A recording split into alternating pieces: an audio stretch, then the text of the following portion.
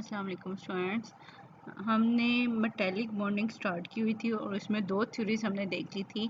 आज हम third theory देखते हैं जो है हमारे पास पॉलिंग थ्योरी, और इसको वैलेंस बैंड कॉन्सेप्ट भी कहा सकता है। ठीक है, तो ये थर्ड है मेटेलिक बॉन्डिंग की थ्योरी। ठीक है, according to Pauling the structure of metal may be considered in term of covalent bond which resonate among the interatomic position in the metal. कि मेटल्स का जो स्ट्रक्चर है उसके अंदर क्या हो सकता है, कोवलेंट बॉन्ड हो सकते हैं जो कि एटम्स के दरमियान में रेजोनेट करते हैं। यानी एक दफ़ा दो एटम के दरमियान में बॉन्ड बन रहा है तो उससे नेक्स्ट वाले में अगले दो के दरमियान में बनेगा और पहले वाले में ख़त्म हो जाएगा, यानी रेजोनेट करेगा। Resonance permit the formation of covalent bond more than expected. कि जितने बॉन्ड बनने चाहिए थे उससे ज़्यादा बॉन्ड जो है रेजोनेंस में बन जाते हैं, क्योंकि एक जगह पे बॉन्ड ब्रेक हो रहा होता है, अगले पे जाके दोबारा बॉन्ड जो है वो बन जाता है। ठीक है, for example we can write down a large number of resonating structure of metals and the overall stable character of the metallic structure is due to the resonance hybrid of all these different form। कि हमारे पास क्या है कि बहुत सारे resonance structure बन सकते हैं मेटल के, और इसी वजह से उनके जो नंबर ऑफ बॉन्ड्स हैं वो नॉर्मल से ज़्यादा रेजोनेंस की वजह से हमें लग रहे होते हैं। ठीक है, और जो सबसे स्टेबल स्ट्रक्चर होता है उसे हम क्या कहते हैं कि वो रेजोनेंस हाइब्रिड है। और वो इन सब का आप ये कह लो कि हाइब्रिड होता है उन सारे के सारे रेजोनेंस स्ट्रक्चर्स का, और वो सबसे ज़्यादा स्टेबल होता है। इन दिस स्ट्रक्चर 3 देखिए नीचे आपको एग्जांपल दी गई है पोटाशियम की। ठीक है, पोटाशियम ने पोटाशियम के साथ बॉन्ड बनाया हुआ है, वो वर्टिकल भी हो सकते हैं, वो हॉरिजॉन्टल भी हो सकते हैं। ठीक है, और वो वर्टिकल और हॉरिजॉन्टल दोनों तरह से भी हो सकते हैं। ये आपको शेप्स नज़र आ रही है 1 वाली, 2 वाली और 3 वाली। 3 में देखें कि हमारे पास क्या है, कोवलेंट बॉन्ड भी है और साथ उसके साथ पॉजिटिव और नेगेटिव आयन भी है। ठीक है, in this structure 3 two covalent bond are formed by making the use of sp hybrid orbitals। कि यहाँ पे क्या है, हमारे पास जो कोवलेंट बॉन्ड बन रहे हैं वो किससे बन रहे हैं, sp hybrid orbital से बने। The resonating structure can be best be considered if unoccupied orbital of suitable energy are available for hybridization। कि जब भी हमारे पास रेजोनेंस होनी है तो हम कहने हैं कि रेजोनेंस स्ट्रक्चर उस टाइम बन सकते हैं जब किसी भी मटेरियल के पास अनऑक्युपाइड ऑर्बिटल अवेलेबल है। ठीक है, जिसमें इलेक्ट्रॉन नहीं है, तो रेजोनेंस की वजह से क्या होगा, इलेक्ट्रॉन उस ऑर्बिटल में जाएगा और फिर वहां से आगे शिफ्ट भी हो सकता है। यानी जितने हमारे पास अनऑक्युपाइड ऑर्बिटल्स भी होंगे और जिनकी एनर्जी अवेलेबल है हाइब्रिडाइजेशन के लिए, तो वहाँ पे रेजोनेंस का जो है वो फिनोमेना शो होता है। The characteristic properties of metal can be explain based upon this valence band resonance concept. कि बहुत सारी प्रॉपर्टीज मेटल्स की इस बेस पे हम एक्सप्लेन कर सकते हैं। दस the electrical conductivity of metal can be explain in the presence of an electric field due to rearrangement of positive charges toward cathode and negative charges moving toward the anode। कि जैसे conductivity है उसको explain करते ऐसे किया जा सकता है कि पॉजिटिव आयन और नेगेटिव आयन भी बन रहे हैं रेजोनेंट स्ट्रक्चर के साथ साथ। तो यहाँ पे क्या है कि पॉजिटिव आयन किसकी तरफ जाते हैं, आपको पता है कैथोड की तरफ जाते हैं, और नेगेटिव आयन जो है वो एनोड की तरफ मूवमेंट शो करेंगे। तो यहाँ पे इलेक्ट्रॉन की कंडक्शन होगी, यानी कंडक्टिविटी के फिनोमेना को ये थ्योरी एक्सप्लेन करी है। अच्छा, अभी नीचे यहाँ पे आपको एग्जांपल दी जा रही है पोटाशियम की। Let us now consider the electronic configuration of potassium, जिसका एटॉमिक नंबर है हमारे पास 19। और अगर हम इसकी इलेक्ट्रॉनिक कन्फिग्रेशन देखें तो ये क्या बनती है, 1s2 2s2 2p6 3s2 3p6 and 4s1। in such an arrangement it is obvious that, अब आपको पता है 4 वाला ऑर्बिटल भी है और 3 वाला ऑर्बिटल भी है, दोनों की ऑर्बिटल यहाँ पे अवेलेबल हैं लेकिन उनके अंदर इलेक्ट्रॉन नहीं है। यहाँ पे it is obvious that 3d and 4p orbital are unfilled, and by loss of one electron from 4s it is also rendered vacant। कि दो तो पहले ही हैं, तीसरा भी हो सकता है कि ये एक अपना इलेक्ट्रॉन 4s के अंदर से इलेक्ट्रॉन रिमूव कर दे। तो ये हमारे पास वेकेंट ऑर्बिटल्स जो हैं पोटाशियम के पास अवेलेबल होंगे। These extra orbitals which are not occupied partially or fully by the electron are called metallic orbitals। इनको हम क्या कहते हैं, metallic orbitals कहते हैं। These orbitals will be responsible for the formation of metallic bonds and would characterize the element bearing them as metal। ठीक है, अब इन मेटेलिक बॉन्ड्स की वजह से हमारे पास क्या है कि मेटल्स के अंदर जो है बॉन्डिंग होती है। Carbon will not be a metal because it does not contain any vacant orbitals after sp3 hybridisation. ठीक है, एक एग्जांपल कंपैरिजन में आपको दिया जा रहा है कि कार्बन को हम क्यों मेटल नहीं कह रहे, क्योंकि उसके पास वैकेंट जो है वो ऑर्बिटल नहीं है, क्योंकि वो आपको पता है sp3 अगर हाइब्रिडाइजेशन कर ले तो वहाँ पे उसके ऑर्बिटल जो हैं वो फिल हो जाते हैं सारे। एग्जांपल आपको दी जा रही है वही पोटाशियम की। अगर उसकी आप इलेक्ट्रॉनिक कॉन्फ़िगरेशन देखें तो आपको पता है कि एक ऑर्बिटल में 2 इलेक्ट्रॉन आ जाते हैं और 4s है उसमें 1 इलेक्ट्रॉन है। तो आगे 3d भी वेकेंट है और 4p भी वेकेंट है। अगर इसके अंदर से एक इलेक्ट्रॉन रिमूव हो जाए तो वो 4s वाला एक इलेक्ट्रॉन भी रिमूव हो जाता है और 4s भी वेकेंट हो जाता है इसके पास। The strength of metallic bonds would also depend upon the valency electron that each atom can attribute। कि हमारे पास इसकी मेटेलिक बॉन्ड की स्ट्रेंथ किस पे डिपेंड कर रही है कि कितने वो इलेक्ट्रॉन जो है वो कंट्रीब्यूट कर रही है। ठीक है, या कि उसके पास कितने इलेक्ट्रॉन है। In going from left to right in the periodic table mean कि अगर हम देखें potassium, calcium, scandium, titanium, vanadium, chromium, the valence electron shown are 1, 2, 3, 4, 5, 6 respectively. Thus, the strength of metallic bond would increase from potassium two chromium के जितने ज़्यादा electron होंगे उतनी उसकी मेटेलिक स्ट्रेंथ भी ज़्यादा होगी, which is observe by increasing melting points. हम जितने ज़्यादा इलेक्ट्रॉन है उसकी मेटेलिक स्ट्रेंथ इंक्रीज हो रही है, उसी तरह उनका मेल्टिंग पॉइंट्स भी इंक्रीज होते जाएंगे। मेल्टिंग पॉइंट इंक्रीज होगा, हार्डनेस इंक्रीज होगी और अदर इसके मेटेलिक करैक्टर भी इंक्रीज होंगे। ठीक है, तो ये हमारे पास थी पॉलिंग थ्योरी, या फिर ये इसको हम कहते हैं कि वैलेंस बॉन्ड रेजोनेंस कॉन्सेप्ट। ठीक है, या थ्योरी। अब फोर्थ है हमारे पास मॉलिक्यूलर ऑर्बिटल थ्योरी। हम इसको हम बैंड थ्योरी कहते हैं। ये डिटेल में हमने आगे जाके जो है ना ये सारी थ्योरीज पढ़नी है, वैलेंस बॉन्ड थ्योरी और मॉलिक्यूलर ऑर्बिटल थ्योरी भी डिटेल में आगे बहुत ज़्यादा एग्जांपल्स के साथ भी स्टडी करनी है। Detail of molecular orbital theory will be discuss in next chapter, but the important points concerning its application to the nature of metallic bonds are discussed here। अब हमारे पास होता है क्या है, when identical atom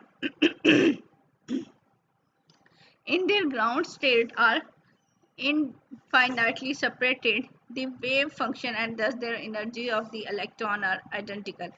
अब हमारे पास क्या है, आइडेंटिकल एटम है, अगर वो एक दूसरे से सेपरेटेड है तो उनकी वेव फंक्शन या उनके इलेक्ट्रॉन जो है वो आइडेंटिकल है। जैसे ही वो आपस में एक दूसरे के करीब आते हैं तो वो उनके ऑर्बिटल्स जो है ओवरलैप कर रहे होते हैं। ठीक है, जब वो दूर हैं तो वो तो स्फेयर की फॉर्म में होंगे, अलग-अलग होंगे, वहाँ पे उनकी एनर्जी सेम हो सकती है, उनकी वेव फंक्शन या इलेक्ट्रॉन सेम हो सकते हैं।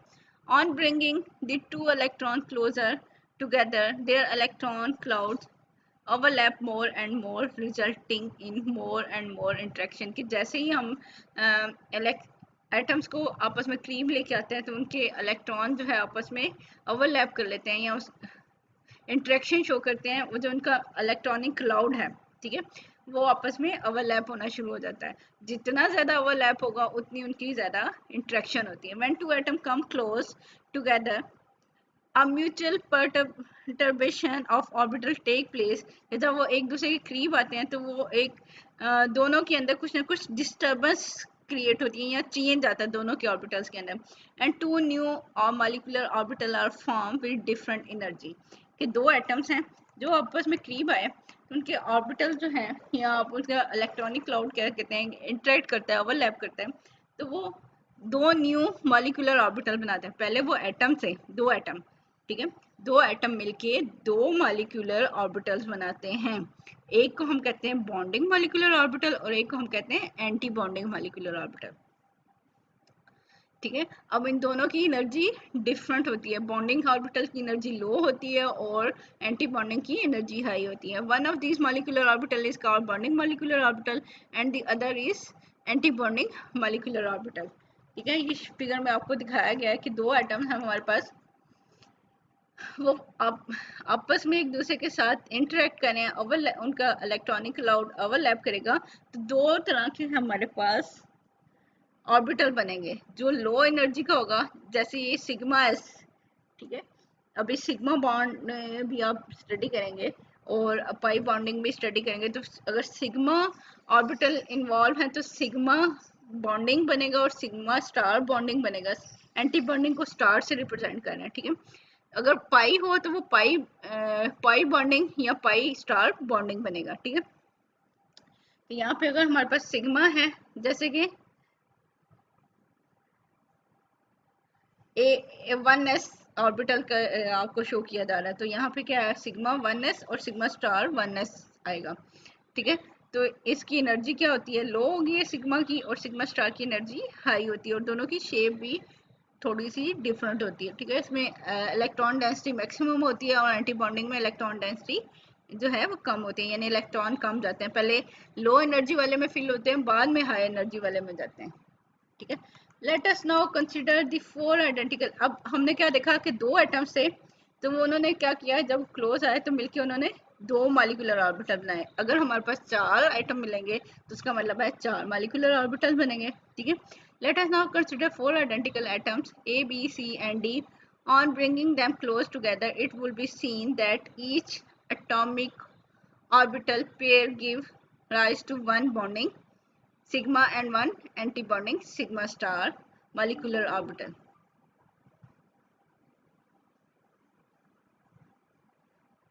ठीक है। अब हमारे पास क्या है कि जो जितने ऑर्बिटल्स इन्वॉल्व हो रहे हैं, ठीक है, या जितने एटम्स इन्वॉल्व हैं उतने वो हमारे पास क्या बना रहे हैं, ऑर्बिटल्स बना रहे हैं। अगर ए और बी है तो वो सिग्मा और सिग्मा स्टार बनाएगा, इसी तरह सी और डी है वो भी सिग्मा और सिग्मा स्टार बनाएगा। If we combine the overlap criteria of A, B, C and D, we get the diagram in short, ठीक है। ये फिगर हमारे पास क्या है, कंबाइन हो जाएगी कि हमारे पास सेम एनर्जी की हैं, ए बी सी और डी हैं, तो वो क्या कर रहे हैं, दो सिग्मा बना रहे हैं और दो सिग्मा स्टार बना रहे हैं, ठीक है। और यहाँ पे आपको ये शो किया गया कि दीज ऑर्बिटल में भी ओवरलैप, कि सिग्मा और सिग्मा स्टार ओवरलैप हो सकते हैं, क्यों, जब उनके दरमियान में डिस्टेंस जो है वो बहुत कम हो। तो इसी तरह अब देखिए, अगर ये मैंने कहा कि 4 है, अगर मैं कहूँ 10 है, कि 10 एटम मिलके कितने बनाएंगे, फिर 10 मॉलिक्यूलर ऑर्बिटल बनाएंगे। अगर मैं कहूँ 100 है, 100 जो है एटॉमिक ऑर्बिटल मिल रहे हैं, तो फिर वो 100 मॉलिक्यूलर ऑर्बिटल बनाएंगे, ठीक है। यानी कि जितने एटम्स हैं या जितने ऑर्बिटल्स हैं उतने ही हमारे पास मॉलिक्यूलर ऑर्बिटल्स बनेंगे। Thus 4 atomic orbitals would give rise to a total of 4 molecular orbitals. 2 are the bonding and 2 are anti-bonding type. Similarly, 8 atomic orbitals would form a total of 8 molecular orbital. अगर हमारे पास n हाँ ठीक है, n mean कि कोई भी बहुत ज़्यादा नंबर हो, ठीक है। 10 n आइडेंटिकल एटम्स से ऑफ मेटल्स, ठीक है, मेटल की बात करें हम, would form n molecular orbital. If n is very large number, the difference between various molecular orbital will be very small, ठीक है। कि अब क्या होगा कि अब देखें कि अगर एक था तो उसके एनर्जी लेवल में गैप ज़्यादा था, दो हुए तो फिर गैप कम होता है, तीन है गैप कम हो रहा है, आस्ता आस्ता क्या होगा, गैप जो है बॉन्डिंग और एंटी बॉन्डिंग के अंदर बहुत कम हो जाएगा। अब आपको एग्जांपल दी जा रही है कि एक मोल के अंदर आपको पता है एवोगैड्रो नंबर ऑफ पार्टिकल्स होते हैं, एटम्स होते हैं, तो वो ही बात हो रही है, इन 1 cubic centimeter of metal about 10 raised to power 22 atoms will give rise to 10 raised to power 22 molecular orbitals, ठीक है। कि अगर हमारे पास एवोगैड्रो नंबर ऑफ एटम्स हैं तो वो कितने बनाएंगे, Avogadro number of molecular orbitals बना रहे होंगे with 10 raised to power minus 20 kilo calorie per mole as the average energy separation. उनके दरम्यान में एनर्जी का गैप कितना होगा, बहुत कम है, देखें 10 raised to power minus 20 kilo calorie per मोल उनके एनर्जी का गैप है। Each of the closely spaced group of molecular orbital would look like a band। अब क्या है, पहले तो देखें, ऊपर वाली डायग्राम देख लें, तो इसमें क्या है कि एक और दो दो मिलके दो मिलके बना रहे हैं या चार मिलके बना रहे हैं, तो उनके दरम्यान में गैप ज़्यादा है। लेकिन क्या होगा, जैसे ही नंबर ऑफ मॉलिक्यूल एटम ज़्यादा होते जाएंगे तो उनकी जो है स्पेस जो है उनके दरमियान में कम हो जाएगी, वो हमें एक पूरे के पूरा बैंड की तरह नजर आएगा। ठीक है, अलहदा से लाइन नजर नहीं आएंगी वो, बल्कि हम उसे कह देंगे ये सारी यहाँ पे एनर्जी लेवल्स हैं, तो ये एक बैंड बना हुआ है।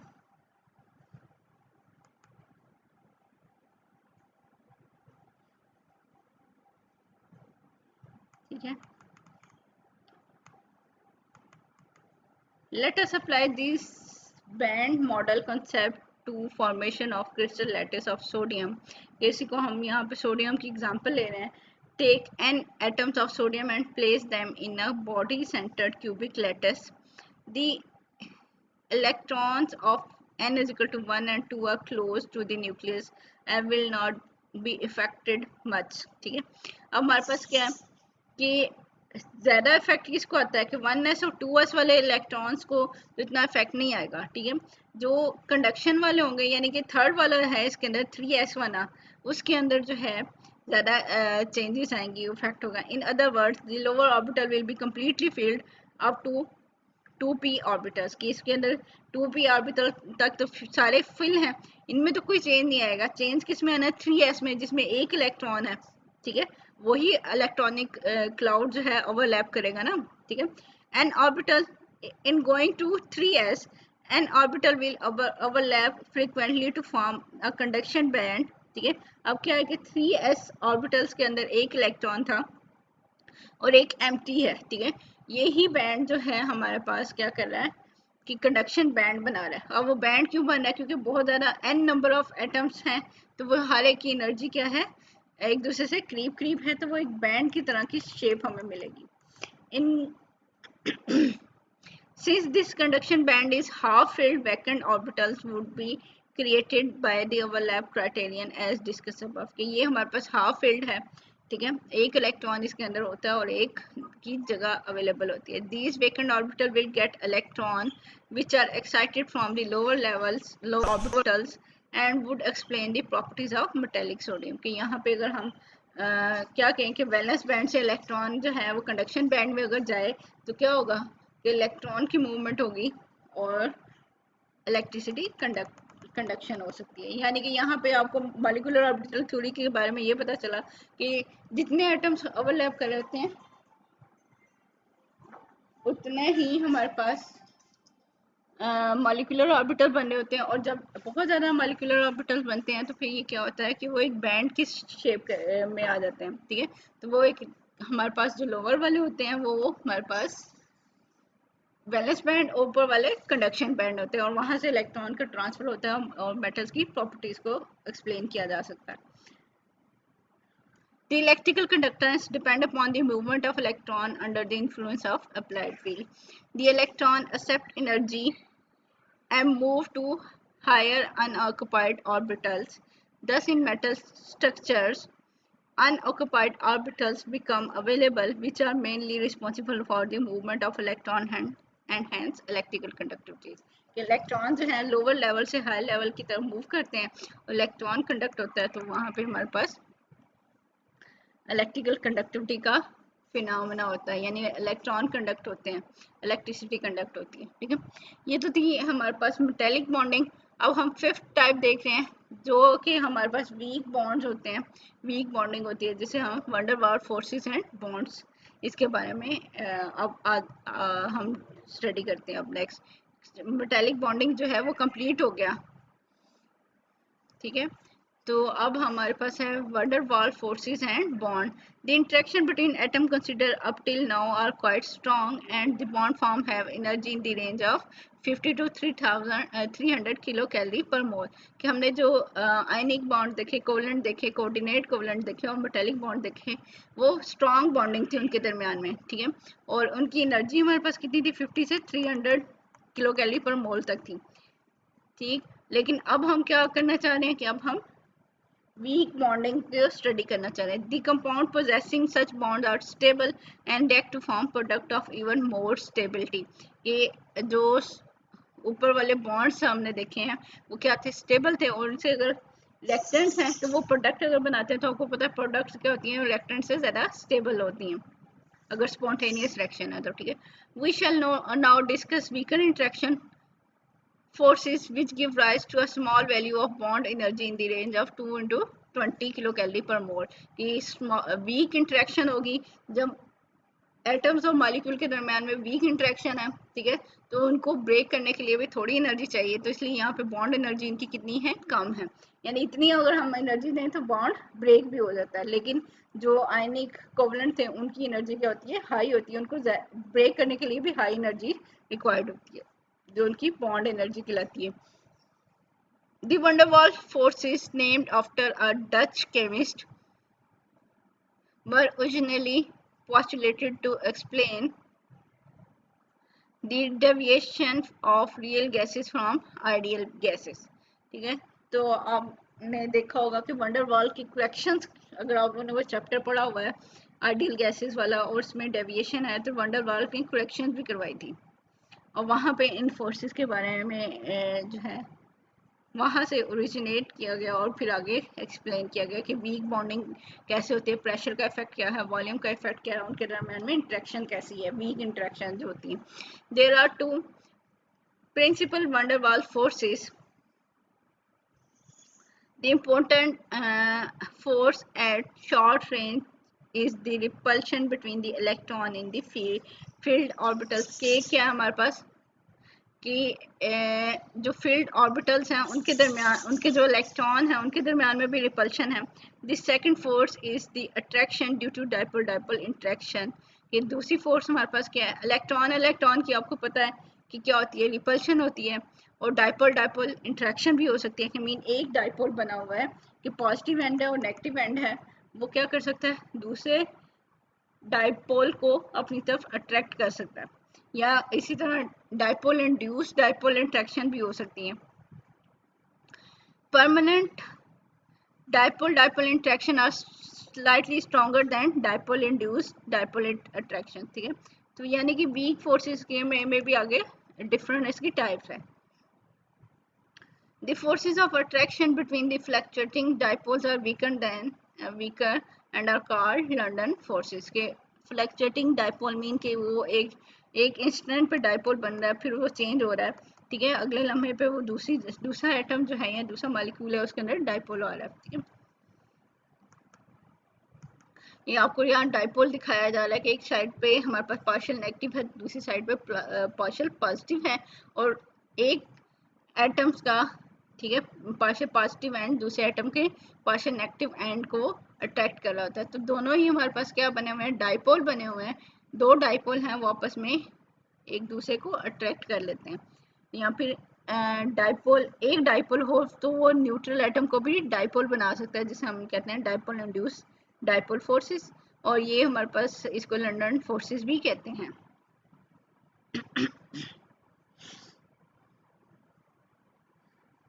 The van der Waals forces operate effectively when the distance between the molecule is about 5 angstrom। तो जब इनके दरमियान में डिस्टेंस कितना होता है 5 angstrom का, तो ये बड़ी इफेक्टिव होती है। ठीक है, यानी स्मॉल डिस्टेंस है इनके दरमियान में। The strength of van der Waals forces depend upon the size and molecular weight of molecule। के जितना साइज ज़्यादा होगा या जितना molecular weight ज़्यादा होगा उतना ही हमारे पास क्या है कि van der Waals फोर्सेस जो हैं वो ज़्यादा होंगी। Also the attraction between the molecules increases with the increase in size and molecular weight। क्यों van der Waals फोर्सेस ज़्यादा हो रही हैं, क्योंकि उनके दरम्यान में अट्रैक्शन ज़्यादा होती है, साइज बढ़ने से या फिर हमारे पास जो है molecular weight बढ़ने से। This attraction also affect the boiling points of non-polar molecules, since boiling point of a substance is a measure of amount of energy required to disturb the van der Waals forces present in bond। कि जितने molecule के दरम्यान में attraction ज़्यादा होगी उतना ही उसको break करने के लिए ज़्यादा एनर्जी देनी पड़ेगी, यानी उसका बॉइलिंग पॉइंट भी ज़्यादा होगा उसकी, क्योंकि उसकी फोर्सेस जो इंटरनल फोर्सेस हैं उनको हम ब्रेक कर रहे होते हैं, तो ये इंटरनल फोर्सेस उसकी van der Waals फोर्सेस है। ठीक है, यानी वीक जो फोर्सेस है। For example the strength of van der Waals for bond increases in inert gases with increase in atomic number. Example आपको दी जा रही है कि जैसे ही एटॉमिक नंबर इंक्रीज हो रहा है तो हमारे पास क्या है, कि वंडर वाल फोर्सेस भी इंक्रीज हो रही है। Similarly boiling points of inert gases also increase with increase in molecular weight as shown in figure table. आपको एग्जांपल दी जा रही है इनर्ट गैसेस की, helium, neon, argon, krypton, xenon और रेडॉन। जैसे ही रेडियस ऑफ मॉलिक्यूल इंक्रीज हो रहा है, मीन साइज इंक्रीज होता है ऊपर से नीचे पीरियोडिक टेबल में, और मॉलिक्यूलर वेट क्या हो रहा है, वो भी इंक्रीज हो रहा है, तो वहाँ पे बॉइलिंग पॉइंट भी इंक्रीज हो रहे हैं। देखिए पहले नेगेटिव में माइनस साइन के साथ कितना 269 है, और आस्ता आस्ता -62 पे आ गया, यानी माइनस में वैल्यू स्मॉल हो रही है, तो इसका मतलब है कि वैल्यू एक्चुअल में हाई हो रही है। ठीक है, तो ये क्या है कि बॉइलिंग पॉइंट्स जो है मॉलिक्यूलर वेट के साथ जो है वो इंक्रीज हो रहा है। Similarly, straight chain alkanes with the general formula CnH2n plus 2 show increasing boiling point with increasing value of n because of the increase in the molecular size। के जैसे जैसे n इंक्रीज हो रहा है, यानी कार्बन की चेन इंक्रीज हो रही है, तो साइज इंक्रीज होगा, या मॉलिक्यूलर वेट आप सिंपल कह लें इंक्रीज हो रहा है, तो वहाँ पे बॉइलिंग पॉइंट्स भी इंक्रीज हो जाएंगे। Increase in melting and boiling points with increase in molecular weight and size may be due to greater energy needed to move a heavy molecule। कि क्यों है कि जितना साइज बड़ा होगा उसको मूव करने के लिए, उसको ब्रेक करने के लिए हमें ज़्यादा एनर्जी चाहिए होती। The larger surface area with increasing molecular weight is also important factor in determining the stability of molecules। ठीक है, कि अगर सरफेस एरिया मॉलिक्यूलर वेट के साथ साथ इंक्रीज हो रहा है, तो वहाँ पे भी क्या होगा, उसका बॉइलिंग और मेल्टिंग पॉइंट ज़्यादा होंगे और वो ज़्यादा स्टेबल होगा।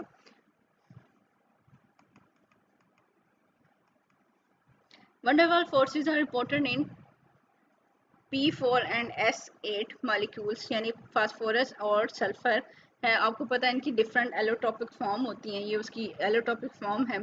This size effect is also considerable, thus solid oxygen melt at -219 centigrade, where sulfur having the greater molecular weight and size has,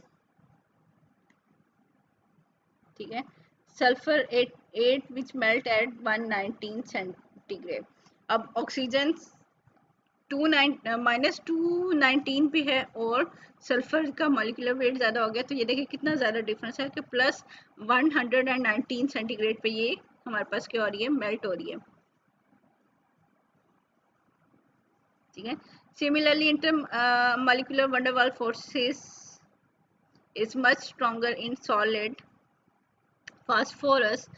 ठीक है, इसका कितना है 45 सेंटीग्रेड है। ठीक है, देन दी सॉलिड नाइट्रोजन, कि वो माइनस में है, नाइट्रोजन स्मॉलर साइज है और फास्फोरस क्या है, लार्जर साइज है, तो जिसकी वजह से उसके जो है मेल्टिंग पॉइंट भी ज़्यादा है नाइट्रोजन से।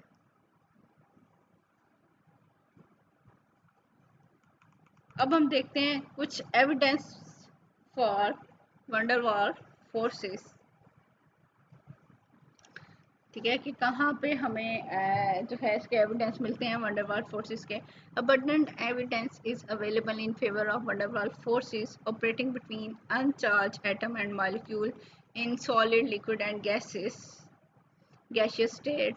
The evidence in favor of presence of van der Waals forces are, सबसे पहले हमारे पास क्या है, जो इनर्ट गैसेस हैं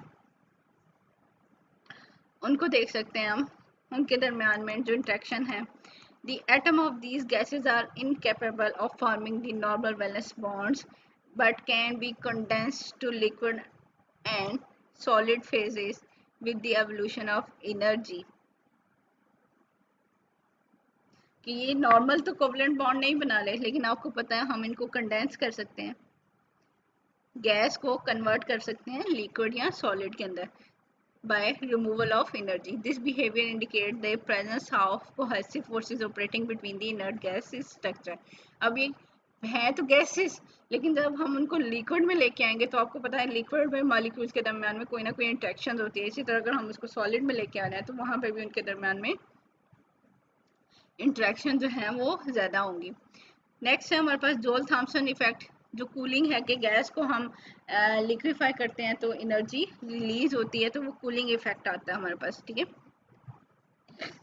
cooling effect of gases when allowed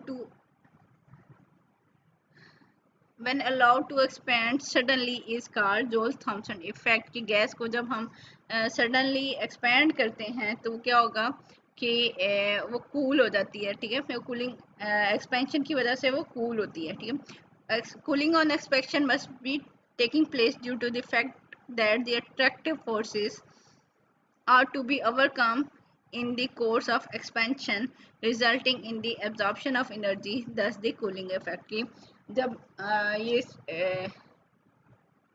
जोल थॉमसन इफेक्ट और मेरा लिंडमैन मैकेनिज्म, आपने लिंड मैकेनिज्म पढ़ा होगा आप लोगों ने कि गैस को वो एक कंप्रेसर के थ्रू नोजल में से पास करते हैं। जब उसको सडनली एक्सपैंड किया जाता है तो उसको एनर्जी चाहिए होती है, तो वो एनर्जी जो अपने सराउंडिंग से लेता है, तो जिसकी वजह से एनर्जी एब्जॉर्ब हो रही है और वो क्या होगा कि सिस्टम और सराउंडिंग हमें कूल महसूस होगा, ठीक है। तो वैसे हम कूलिंग इफेक्ट कहते हैं।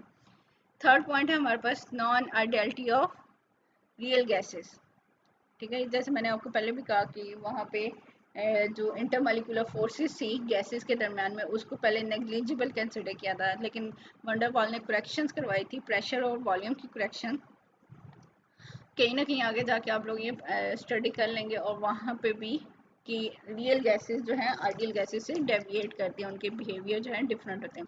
वंडर वाल इन 1873 while dealing with the behavior of gaseous phase introduced a mathematical term A over V square and proved the existence of attractive forces acting between the atoms, कि इनके दरमियान में attractive forces होती हैं। Let us now compare the value of van der Waals and covalent radii। कि covalent radius कितना होता है, वंडर वाल रेडियस क्या है।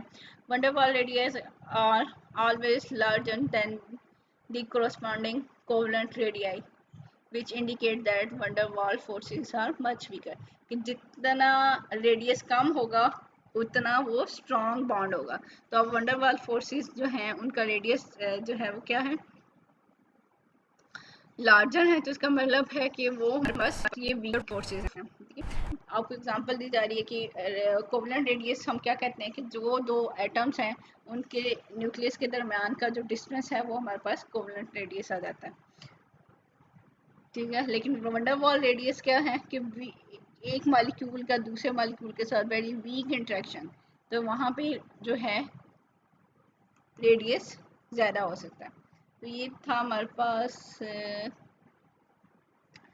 Van der Waals forces. अब हम सिक्स फोर्स स्टार्ट कर लेते हैं, इसको थोड़ा सा हम देख लेते हैं और इसको नेक्स्ट कंप्लीट हम नेक्स्ट वाले लेक्चर में कर लेंगे। तो हमारे पास एक और बॉन्डिंग जो सिक्स टाइप है bonding,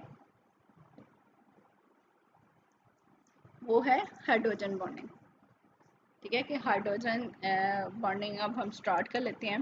polar molecule are stabilised in a molecular solid by interaction of oppositely charge end of dipole resulting in mutual attraction called dipole-dipole interaction। कि पोलर मॉलिक्यूल के दरमियान में इंट्रैक्शन कैसे होती है कि एक डाइपोल ने दूसरे डाइपोल को आपस में अट्रैक्ट किया होता है, उनके दरमियान में जो फोर्सेस होती हैं उसकी वजह से ये आपस में ज्वाइंट होते हैं, ठीक है। जैसे आप ये देखें पॉजिटिव और नेगेटिव एंड है, तो नेगेटिव एंड ने दूसरे डाइपोल का पॉजिटिव एंड को अपनी तरफ अट्रैक्ट किया हुआ है, उसका नेगेटिव एंड जो है वो दूसरे वाले के पॉजिटिव के साथ अट्रैक्ट हुआ हुआ है। कि पोलर मॉलिक्यूल के अंदर इस तरह की इंट्रैक्शन होती है।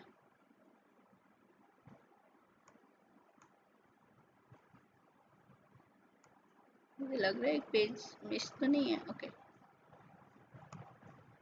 सही है, पेज तो मिस नहीं है। And important type of polar interaction is called hydrogen bond. कि हमारे पास क्या है, पोलर इंटरेक्शन में हाइड्रोजन बॉन्डिंग भी है। This is primarily an electrostatic bond present between positively charged hydrogen atom and a small electronegative atom। कौन सा हो सकता है, फ्लोरीन, नाइट्रोजन एंड ऑक्सीजन।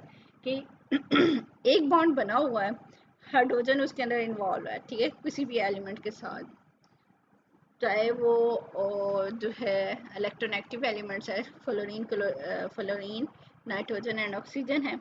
और हमारे पास क्या है, अभी आपको पता है ये पार्शियल नेगेटिव है और हाइड्रोजन क्या है, पार्शियल पॉजिटिव है। इनके दरम्यान में बॉन्ड बना हुआ है, पोलैरिटी आई हुई है।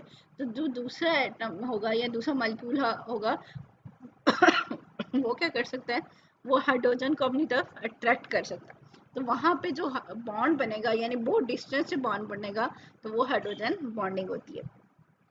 कि ये हमारे पास electrostatic bond present between the positively charge hydrogen atom and electronegative elements, जो कि हमारे पास fluorine and nitrogen and oxygen है।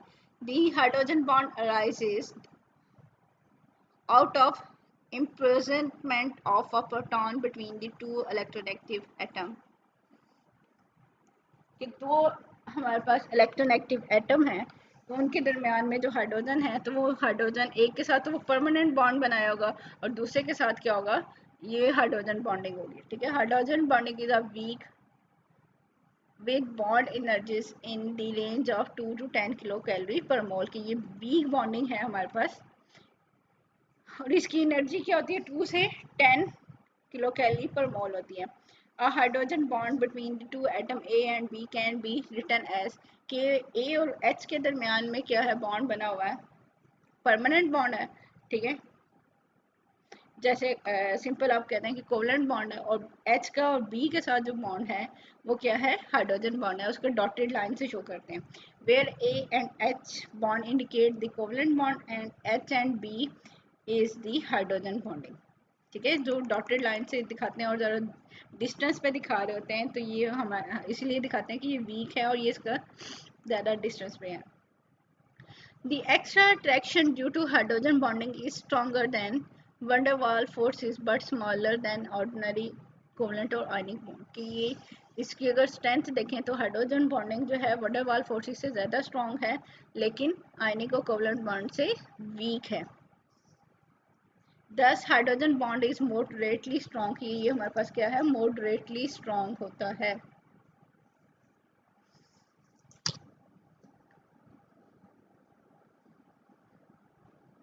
In general, whenever polar molecule come near to one another, the positive end यानी positive साइड जो है उसकी of one molecule interact with the negative end जो कि partial negative है of the another because of the electrostatic attraction between them। कि एक atoms का जो है, एक मॉलिक्यूल का पार्शियल नेगेटिव है, वो दूसरे मॉलिक्यूल के पार्शियल पॉजिटिव को अपनी तरफ अट्रैक्ट करेगा।